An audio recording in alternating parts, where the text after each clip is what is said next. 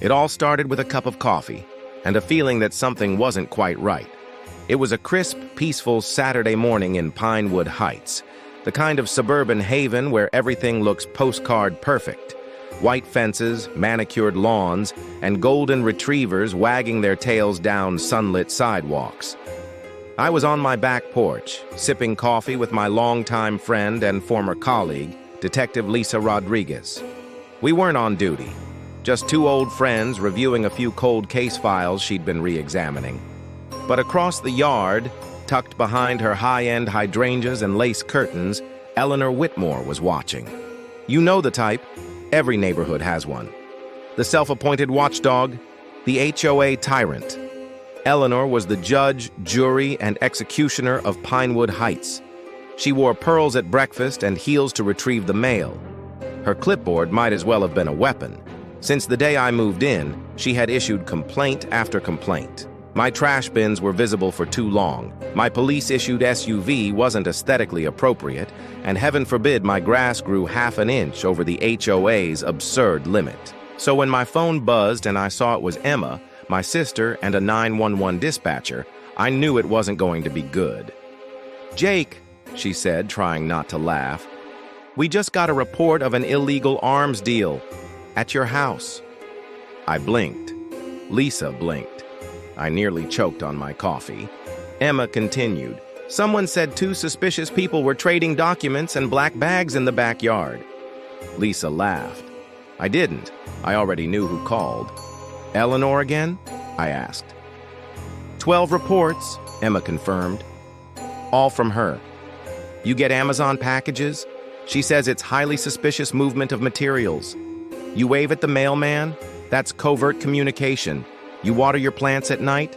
Surveillance countermeasures." She's unhinged, Jake. Lisa raised an eyebrow. But there was more. Emma hesitated. "There's something else. A few months ago, March 15th, Eleanor reported a foul chemical smell coming from her own basement. Then, 22 minutes later, she called and canceled. March 15th. That date tugged at something in my memory. I opened my laptop and searched. That was the last day anyone saw Tommy Whitmore, Eleanor's 25-year-old stepson. His last social media post? March 14th. Since then, radio silence, no bank activity, no paycheck, no phone pings, gone without a trace. It turns out Tommy had been gearing up to legally challenge Eleanor. He was the sole heir to his late father's $400,000 estate, and he was weeks away from inheriting it in full. But right before that could happen, he vanished. Lisa's detective instincts kicked in. We started digging. Credit card records, delivery logs, online purchases. It all painted a chilling picture. On March 13th, Eleanor bought a commercial-grade freezer. On March 14th, she ordered odor eliminators, industrial cleaning supplies, and booked a private cleaning crew. On March 15th, she called 911 to report a smell, then canceled. We ran AI voice analysis on 4 follow-up calls claiming to be from Tommy. They canceled wellness checks, told co-workers he was traveling in Europe, and assured everyone he was just disconnecting from social media. But Lisa's forensic software flagged all 4 calls. They were faked. Voice print match, 97% Eleanor. The deeper we dug, the worse it got. Eleanor wasn't just paranoid, she was calculated. She flooded our community forum with bizarre conspiracy posts. She claimed I was part of a smuggling ring, that Lisa was impersonating law enforcement, that our mailman was part of a foreign plot. It was wild, and people were starting to question her sanity. But then she made a mistake. She invited Channel 7 News for an exclusive sit-down interview.